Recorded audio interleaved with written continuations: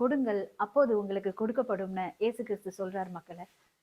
எப்படின்னா பாருங்க, மார்ட்டின் அப்படின்ற ஒரு துறவி என்ன செய்றாரு, சாலையோரமா நடந்து போயிட்டே இருக்கிறாரு இரவு நேரத்துல. அவருடைய நண்பர்களோட. அப்ப போகும்போது குளிர்ல நடுங்கிக்கிட்டே ஒரு முதியோர் வந்து படுத்துட்டு இருக்கிறாரு.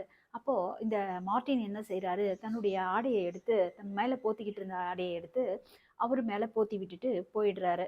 அன்றைக்கு இரவு பாருங்க, அவரோட கனவுல அவர் எந்த ஆடைய அவரு அந்த ஒரு முதியோருக்கு குடுத்தாரோ, அதே ஆடைய போத்திக்கிட்டு இயேசு கிறிஸ்து அவர் முன்னாடி வந்து நிக்கிறாரு. இத கனவுல அவர் பார்க்குறாரு. பார்த்த உடனே ரொம்ப மகிழ்றாரு மக்களே. மிக சிறியோராகிய என் சகோதர சகோதரிகளுள் ஒருவருக்கு நீங்கள் செய்ததையெல்லாம் எனக்கே செய்தீர்கள் அப்படின்னு மத்தேயு 25ல இயேசுவானவர் சொல்றாரு மக்களே. நன்மை செய்யும்போது அதற்குரிய பலனை ஆண்டவர் அமுக்கி குலுக்கி நிறைவாக தருகிறார். நம்மிடம் உள்ள உணவையும் உடைமையையும் பிறரோடு பகிர்ந்து மகிழணும்னு ஆண்டவராக இயேசு கிறிஸ்து விரும்புறாரு மக்களே. அப்போதுதான் பாருங்க, நமக்கு வேண்டிய எல்லாவற்றையும் அவர் நிறைவா தருவாரு அப்படின்றத தான் இதுல நம்ம பார்க்கிறோம். நான் ஆடையின்றி இருந்தேன், எனக்கு நீங்க ஆடை கொடுத்தீர்கள் அப்படின்னு எல்லா ஏழை எளிய மக்களுக்கு நாம செய்யற உதவி ஆண்டவருக்கே செய்ததா அவர் நினைக்கிறார் மக்களே.